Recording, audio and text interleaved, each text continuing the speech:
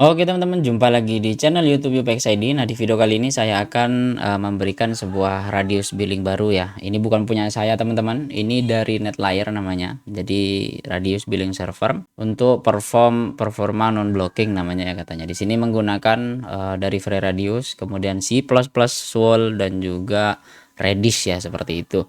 Nah, bagi teman-teman yang baru di channel ini, jangan lupa like, komen, dan subscribe, share juga video yang telah saya buat, join jadi member YouTube UPX ID, dan juga teman-teman jangan lupa join di Telegram jika ada yang ingin ditanyakan ya, seperti itu teman-teman.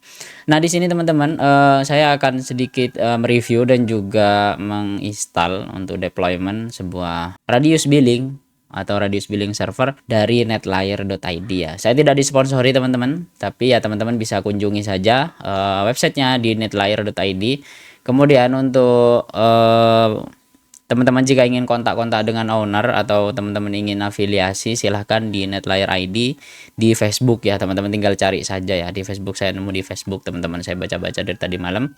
Teman-teman tinggal baca saja untuk masuk. Nah, seperti ini, tinggal masuk saja. Ini kebetulan saya sudah create akun. Nah, seperti ini teman-teman, saya sudah create akun untuk NetLayer-nya. Aslinya tidak diwajibkan untuk create akun, namun karena support kita untuk ownernya itu penting, jadi kita create akun saja teman-teman. Di sini ada beberapa layanan dari NetLayer. Yang pertama di ini dashboard. Nah, di sini ada VPN remote dan juga radius. Nah, untuk radius di sini ada dua versi 1.2 ini dirilis kurang lebihnya kemarin tanggal 10, sedangkan untuk yang versi 1.1 itu tanggal 8 bulan 6. Teman-teman bisa langsung download atau via CLI ya untuk instalasinya, kurang lebihnya seperti ini. Nah, saya akan coba untuk instalasinya di resource lokal saya. Di sini juga ada layanan VPN. Jadi di sini teman-teman tinggal tambah saja untuk ingin pembelian VPN-nya. Di sini ada 3 kategori saja. Ada yang ID 1, SG ID 2 dan SG 1 ya. Nah, di sini kebetulan teman-teman jika ingin lebih premium untuk VPN remote-nya ya, teman-teman bisa beli di sini karena ada 5 port yang di open ya, bukan hanya satu. Jadi untuk kebutuhan teman-teman itu enak ya seperti itu, atau lebih fleksibel namanya seperti itu. Jadi contoh yang pertama ini untuk API mikrotik untuk interkoneksi teman-teman ke contoh semisal Micmon online atau radius ini, kemudian di sini untuk akses Winbox, kemudian di sini untuk webfig. Nah, untuk HTTP teman-teman jadi bisa remote mikrotik dari luar tanpa perlu IP public atau NAT ya seperti itu, atau Ciginat bukan Ciginat sih ya, istilahnya port forwarding lah seperti itu. Kemudian juga di sini ada port 22 untuk SSH, jadi teman-teman bisa akses mikrotik dari luar. Jika Winbox dan lainnya itu keblok, teman-teman bisa restart atau akses server menggunakan SSH. Kemudian di bawah yang terakhir yaitu ada port custom. Jadi port custom ini teman-teman bisa gunakan untuk semisal akses NAS di lokal atau mungkin akses Proxmox dan lain-lain di lokal ya seperti itu. Tinggal teman-teman custom saja port 1000 ya seperti itu. Nah, masuk yang selanjutnya yaitu di sini ada more tools. Di sini ada router OS license. Nah, ini kalau teman-teman mau beli kayaknya ini ada ya di sini. Seperti ini. Oh, ini untuk license generator ya. Sorry, saya baru baca sekarang, teman-teman. Di sini ada CHR juga. Jika ingin generate silahkan, teman-teman. Di sini ada script generator, mau basic setup. Nah, seperti ini untuk PPPoE. Kemudian ada load balance, kemudian ada load balance untuk NTH ya seperti itu. Nah, di sini ada referral. Jadi teman-teman jika ingin join silahkan gunakan link di deskripsi ya, nanti akan saya sertakan untuk UPX ID saya ya seperti itu. Nah, kemudian selanjutnya yaitu tinggal teman-teman join saja di grup. Jika ada yang tanyakan atau mungkin keluh kesah, silahkan join di grup di bagian kiri ya seperti itu. Nah, selanjutnya teman-teman kita akan coba install. Di sini kita copy saja untuk install via CLI-nya. Kebetulan saya sudah buatkan untuk NetLayer LXI-nya seperti itu. Kita akan coba running di LXI apakah work atau tidak, atau di VM ya seperti itu. Kalau saya karena menggunakan Proxmox tidak ada IP public, jadi saya gunakan LXI saja ya seperti itu. Kita login root. Sorry, kena tab password. Nah, ini salah username saya. Root. Nah, seperti ini teman-teman, kita update dulu apt update, kemudian dan apt upgrade ya. Upgrade jangan lupa min y biar tidak perlu kita ketik yes secara manual ya seperti itu. Kita tunggu saja prosesnya. Ini akan memakan waktu karena memang ini saya barusan sebelum record itu baru hanya buat city-nya saja. Jadi belum saya update dan juga belum package-package lainnya itu saya install ya. Kita tunggu saja teman-teman sampai proses ini selesai. Nah, untuk proses instalasinya sudah teman-teman. Nah, di sini untuk update package-nya sudah. Seperti biasa di tutorial saya untuk pengguna LXI wajib teman-teman ganti time zone-nya dulu di DPKG. reconfigure, oh sorry kurang minnya teman-teman, min reconfigure tz data ya, seperti ini. Jadi time zone-nya teman-teman wajib ganti karena biar di LXI-nya itu jamnya sesuai dengan atau time zone-nya itu sesuai dengan lokasi kita. Contoh teman-teman di Indonesia sama kayak saya, jadi saya pakai Jakarta ya, seperti itu. Nah, jika ini sudah teman-teman, selanjutnya saya clear dulu ya biar bersih layarnya. Nah, seperti ini kita akan paste untuk script untuk instalasi via CLI dari NetLayer-nya ini ya, seperti itu. Kita paste seperti ini teman-teman, kemudian kita enter. Kayaknya widget saya belum install ya, tapi sudah. Nah, jadi seperti ini teman-teman. Di sini untuk radius installer NetLayer-nya langsung ke versi terbaru. Nah, di sini checking internet connection, kemudian downloading installer terlebih dahulu. Nanti dia akan memproses namanya chmod atau chmod di sini. Kemudian di sini juga nanti akan install untuk scriptnya tadi ya, seperti itu. Kemudian di sini ada untuk install apa ya, untuk install scriptnya lah, seperti itu. Jadi teman-teman tinggal copy satu baris saja, nanti akan dimunculkan untuk sebuah apa ya, ini pilihan. Jadi teman-teman bisa pilih mau authentication port, kemudian access port. Nah, di sini jadi kita copy saja di sini. Ini penting ya teman-teman, karena memang kalau saya biasanya saya catat seperti itu, saya copy. Di sini teman-teman bisa start service, stop service, kemudian restart dan juga status. Kita cek statusnya terlebih dahulu apakah sudah running. Nah, di sini radio service-nya belum terinstall ya, namanya seperti itu. Gunakan opsi 1 untuk start terlebih dahulu. Kita enter dulu.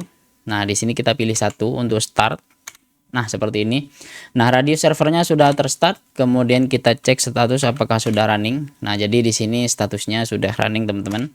Nah, tinggal kita akses ya, seperti itu. Kita masuk di summary-nya saja, seperti ini. Saya taruhkan dulu untuk catatan yang tadi saya copy. Nah, seperti ini, kita oke saja. Nah, di sini udah apa-apa dah. Nah, di sini teman-teman di konsolnya ini nanti akan tampil pilihan tidak valid. Kita coba. Nah, jadi di sini untuk authentication port itu 1812. Jadi kita akses IP dari NetLayer-nya ini atau LXI-nya teman-teman. Masuk saja di MikroTik biar tidak di-close menunya ini. Nah, jadi di IP DHCP server kebetulan saya. Nah, di sini ada NetLayer. Jadi dia ada di IP 10.10.1.6 ya. Jika teman-teman menggunakan VPS silahkan masukkan IP VPS ya. Sorry, kenapa saya enter 10.10.1.6, kemudian masukkan untuk portnya. Nah, di sini untuk port, untuk HTTP portnya itu menggunakan 8080 ya, seperti ini. Nah, jadi teman-teman pertama jika sudah install maka teman-teman suruh registrasi ya. Kita isi aja emailnya. Saya kasih email yang ini saja. Ini first name lah, last name tidak masalah. Company name-nya itu UPX ID. Radius secret, teman-teman masukkan radius secret yang ada di MikroTik. Nah, di sini di bagian radius. Nah, nanti teman-teman buat radiusnya ya, seperti itu. Kemudian secretnya ya. Nanti teman-teman tinggal masukkan saja karena di sini authentication portnya itu default, jadi dia akan nampilkan default saja. Nanti saya tidak akan setting, akan saya setting di selanjutnya saja. Kemudian saya kasih aja UPX ID seperti ini. Nah, kemudian radius secretnya, kemudian passwordnya juga UPX ID ya, seperti ini. Kita let's start. Nah, nanti kurang lebih tampilannya seperti ini teman-teman. Untuk NetLayer radiusnya di sini tampilannya clean ya, simple, singkat, padat, jelas ya, seperti ini. Jadi saya coba refresh dulu. Nah, yang pertama di sini dia ada tampilan untuk CPU, kemudian RAM, kemudian disk usage. Karena saya hanya kasih 8 GB jadi ya cukup lah. Kemudian untuk OS-nya Linux, hostname-nya ini masih NetLayer, kemudian kernel dan lain-lain, uptime. Nah, ini terdeteksi ya di sini seperti itu. Kemudian juga selanjutnya ini kayaknya bug ya, atau mungkin OM-nya masih belum develop sampai selesai. Jadi 2016 ya. Copyright-nya bukan 2026. Di sini ada profil. Nah, jadi teman-teman bisa tambah. Ini jika teman-teman familiar jika menggunakan radius atau radius yang bawaan MikroTik itu apa ya, saya lupa sampai namanya ya, karena sering pakai yang eksternal kayak Mixbill dan lain-lain, jadi sampai lupa. User manager. Nah, jadi jika teman-teman familiar dengan user manager, nah inilah. Kemudian jika familiar juga dengan Dalo radius dan juga radius-radius yang free lainnya ya, seperti itu. Ini mirip-mirip ya, karena dia basisnya itu menggunakan free radius, maka tampilannya seperti ini ya teman-teman. Nah, di sini ada users, teman-teman mau generate untuk PPPoE, kemudian juga ada voucher. Jadi teman-teman jika ingin main voucher, nah ini simpel ya teman-teman, menunya clean, kemudian juga aksesnya cepat ya. Itu pun tidak memakan banyak resource ya. Di sini ada master data, teman-teman bisa ganti password seperti itu, mau di backup, mau di restore, kemudian di setting. Di sini teman-teman bisa isi untuk kebutuhannya ya. Contoh misal jika mau tambah mitrans, jadi di sini untuk paymentnya ya seperti itu. Mungkin ini belum selesai 100% tapi ya setidaknya saya review ya seperti itu. Terima kasih untuk abang yang telah buat NetLayer ini karena bermanfaat. Kemudian di sini ada server untuk radius secretnya, kemudian di sini ada password ya seperti itu. Nah di sini ada internal test, teman-teman bisa join saja untuk tes dari NetLayer-nya ini. Kemudian terakhir yaitu logout ya. Untuk tampilannya clean ya teman-teman, simple. Nah ini kenapa belum ada saya, karena memang belum saya coba dan juga belum saya koneksikan. Mungkin nanti akan di deployment, akan saya coba-coba, habis itu akan saya hubungi dulu yang pembuatnya untuk seperti apanya ya seperti itu. Mungkin seperti itu saja teman-teman di video kali ini. Jangan lupa like, comment, dan subscribe. Share juga video yang telah saya buat. Join jadi member YouTube UPX ID. Jika ada yang tanyakan teman-teman silahkan komentar. Nah terima kasih untuk NetLayer ID karena memang membuat aplikasi yang ringan dan juga bermanfaat ya seperti itu. Jika ownernya nonton, jadi silahkan komentar di bawah biar teman-teman yang ingin mencoba aplikasinya bisa hubungi beliau ya jika ada kendala. Nanti saya juga akan kontak-kontak untuk NetLayer ini karena akan saya informasikan lebih lanjut ya, karena dashboardnya itu clean dan juga gratis ya, itu pun penggunaan CPU nya itu kecil ya. Sampai jumpa di video selanjutnya teman-teman, peace and out, bye bye.